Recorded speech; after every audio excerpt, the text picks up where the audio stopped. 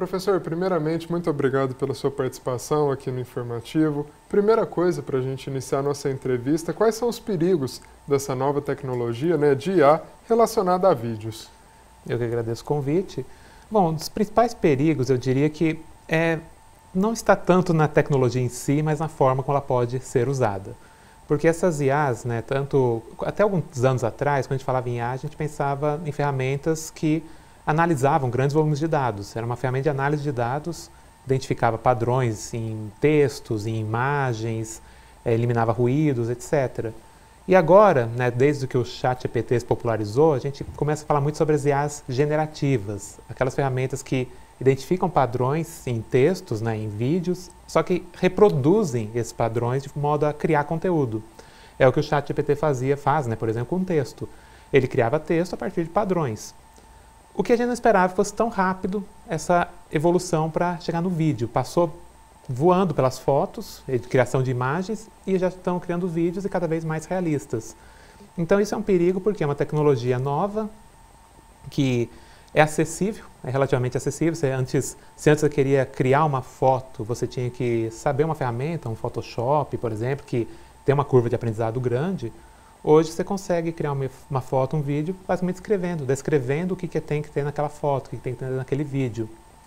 E isso abre margem para você fazer imagens falsas, criar vídeos difamando alguma pessoa ou criando uma situação totalmente inverídica e divulgando isso de maneira inadequada. Professor, e quando o assunto é benefícios, são muitos, não é mesmo? Também tem os seus benefícios. Eu vejo, por exemplo, um bom uso dessas ferramentas, por exemplo, como essas IAs generativas elas conseguem identificar padrões em imagens e tal. Por exemplo, na área de acessibilidade, você consegue fornecer uma imagem para uma ferramenta como essa e pedir para ela criar uma descrição em áudio dessa imagem. Isso é muito útil para questões de acessibilidade.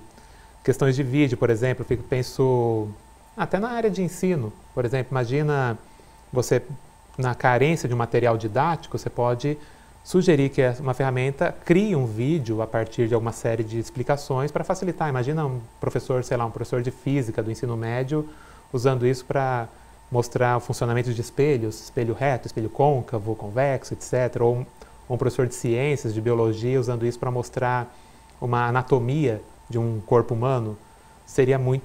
Por um lado, seria muito chocante você caçar um vídeo na internet de uma anatomia real de um ser humano.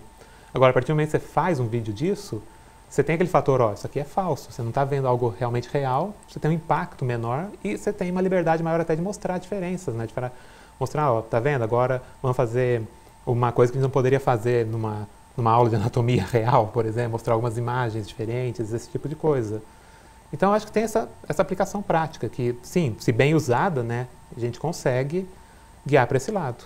Ótimos exemplos, professor. E uma coisa que você mencionou, a respeito desse avanço, que foi muito rápido. O que explica isso, Por que foi tão rápido? Essa é uma tendência? Sim, é uma tendência. O que aconteceu foi, sempre existiu essa possibilidade de se criar uma IA generativa cedo ou tarde. O que nós tivemos foi um avanço muito rápido no hardware. Então, hoje a gente tem processadores muito melhores do que a gente tinha há 10 anos. Tivemos uma escalada muito rápida nisso. Temos a infraestrutura que a gente fala que é infraestrutura de nuvem, então a gente consegue agora, eu não preciso necessariamente comprar um supercomputador para rodar isso. Tem empresas que têm supercomputadores, eu pago pelo uso. Então isso é uma forma que tornou possível você ter um ganho de desempenho muito grande nesse sentido. A ciência sempre existiu, ela já existia, estava sendo estudada, só que faltava um hardware mais eficiente para isso. E agora tem um trabalho grande também para melhorar agora o desempenho dessas ferramentas. Nós tivemos aquela polêmica que foi quando uma empresa chinesa lançou o DeepSeek concorrendo com o ChatGPT e tal.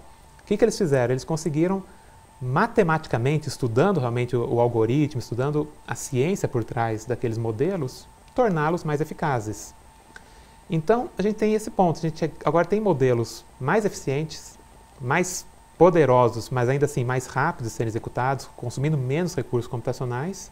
E nós temos uma disponibilidade maior de recursos computacionais também.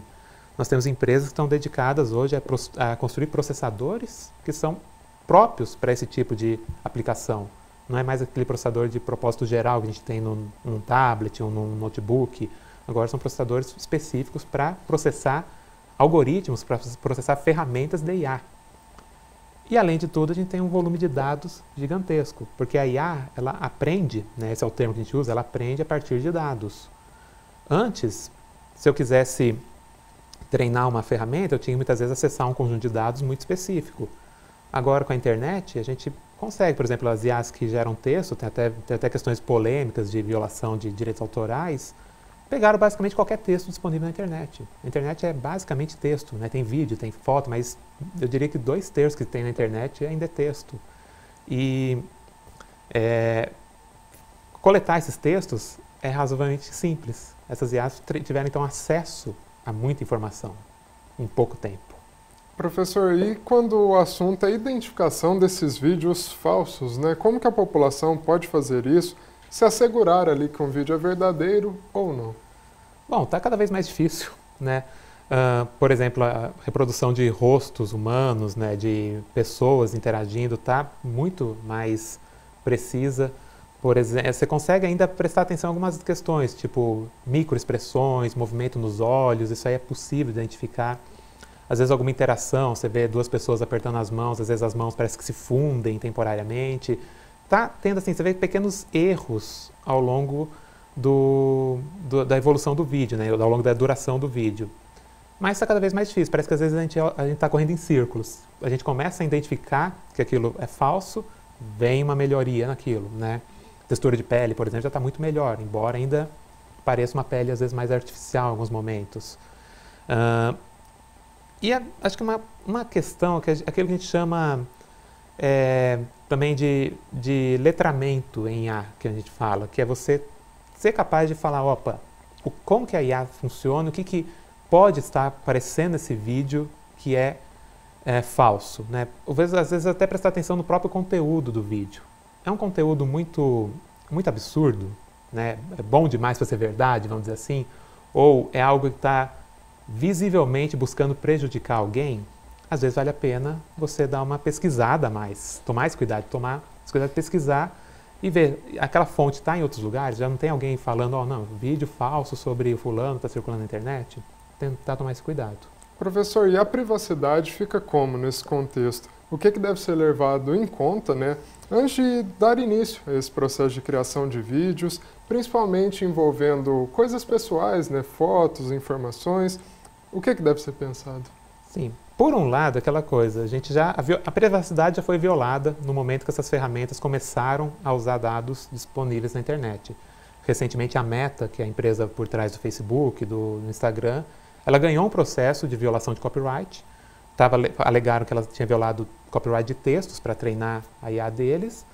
Eles simplesmente provaram que era texto disponível na internet. Quem violou o copyright foi quem colocou aquele texto lá, não nós que usamos. Basicamente foi esse o argumento. Então já houve uma grande violação de privacidade nesse sentido. A gente sabe que muitas empresas ganham para vender dados para outras. Né? Por que e-mails como o Gmail, por exemplo, são gratuitos? Porque eles usam esses textos para gerar anúncios. Então eles estão constantemente, claro, tem uma política de privacidade ali, tem um anonimato envolvido, mas ainda assim tem muito dado que está sendo disponibilizado. Agora, para quem vai usar uma IA, é aquele cuidado. Não dê mais dado do que ela já tem, né? Vamos dizer assim. Escreva um texto, crie informações, se for o caso, mas não passe um CPF, não divulgue uma foto sua, porque isso aí está sendo armazenado lá também. Isso está sendo usado para melhorar a capacidade daquela IA. Então, a partir do momento que você disponibiliza uma foto sua, a ferramenta ou a empresa, ela entende que aquilo lá pode ser usado para outras coisas. Pode ir para a base de dados dele e falar, vamos usar isso aqui para treinamento. Mesma coisa, você digita... Eu não estou falando assim que é proibido, né, que é perigoso, que não deveria ser usado essas IAs. Elas podem ser usadas, desde que com esse cuidado. Você precisa de uma IA, por exemplo, você quer que a IA ajude você a analisar dados dos seus clientes para identificar algum padrão ali, para gerar uma propaganda mais adequada para eles. Ok, anonimiza essa base antes, não passe o CPF dos seus clientes, não passe os nomes completos ou os nomes reais deles. Faz um pré-processamento antes E aí use informações falsas, para ela não ficar usando dados. Você pode falar, não, eu tenho esses clientes com essa idade e tal, mas não precisa falar que é o CPF daquela pessoa. Né? Então, é uma forma de você tentar proteger a si mesmo, né? Lembrando, né, que no Brasil a gente tem a Lei Geral de Proteção de Dados, que ela é muito rigorosa nesse sentido, o que você pode, de fato, divulgar, né, de uma pessoa. Então, tomar cuidado para não violar essa lei sem querer. Perfeito, professor, ótimas dicas. Para a gente finalizar, né, quando a gente fala de futuro, o que a gente pode esperar? Você já adiantou um pouco, né, que no futuro provavelmente vai ser mais acessível ainda essas tecnologias, né, mais perfeccionistas, né, digamos assim. Sim. Mas que data? Dá para a gente prever alguma data, mencionar quando que isso vai estar mais acessível, com uma ferramenta melhor, mais aprimorada? Eu acho difícil prever uma data, porque eu particularmente não esperava que a gente fosse escalar do texto para o vídeo num período de 2, 3 anos. Era algo que se esperava para talvez 5, 10 anos. Então acho que assim, a gente vai ter mais e mais vídeos cada vez mais realistas, e o que eu posso prever que vai ter muito no futuro próximo são discussões justamente sobre o uso dessas ferramentas.